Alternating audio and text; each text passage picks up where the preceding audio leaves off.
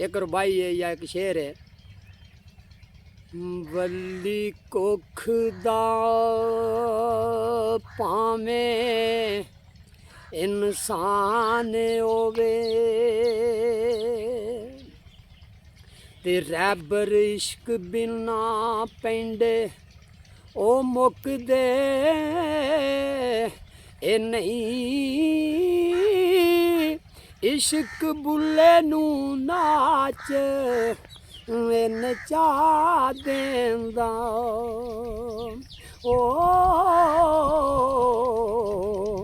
ते तीर इश्क जवान दे ए उक दे नहीं।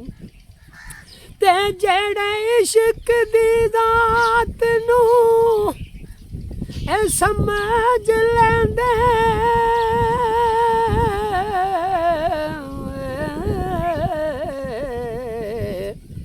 ते किसे बंदे दे रोकिया ओ रुक दे ए नहीं। साकी तिलियां वांगरा ओ सुक जांदे ओ ते हज़रत इश्क अगे जेड़े ए झुक दे नहीं। एक ते हो गया तो दूजा रंग ये वे देसी पुरानी किताब वाली तरह जिन्होंने ज़्यादातर असीं बोलने आ। वल्ली कुख दा पावें इंसान होवे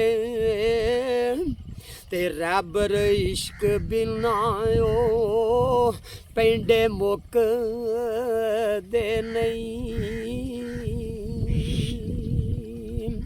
ओ इश्क बुले नू नाच बन चावे देंदा ते तीर इश्क जवान दे ओ उक दे नहीं। ते जेड़े इश्क दी जात नू ओ समझ लेंदे ते किसे बंदे दे रोकिया फिर रुक दे नहीं।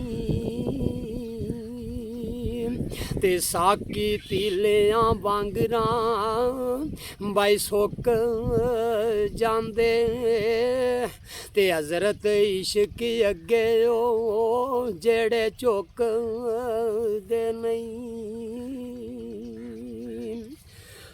त्रीजा रंग है वे जड़ा आम चकारे नाल ते किंग नाल भी बोलिया जा सकता है। एक त्रिखी तरह दे तेज़ तरह दे जरा एक मट्ठी है। तो पहला मट्ठी आई तुहानू शेर सुनाने आ। वल्ली कुख दा पावें ओ इंसान वाई होवे ए वल्ली कुख दा पावें ओ इंसान वाई होवे ते रैबर इश्क बिना ओए पेंडे मुक दे नहीं। ओ इश्क बुले नू नाचो नचाओ देंदा ते तीर इश्क जवान दे बाई उक दे नहीं।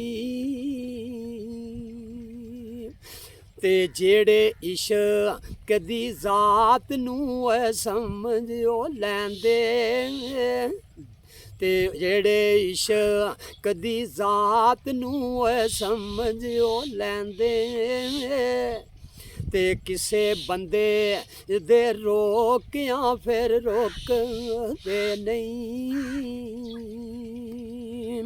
ओ साकी तिले वांग राबाई सुक जांदे ते हज़रत इश्क अगे ओ जेड़े झुक दे नहीं।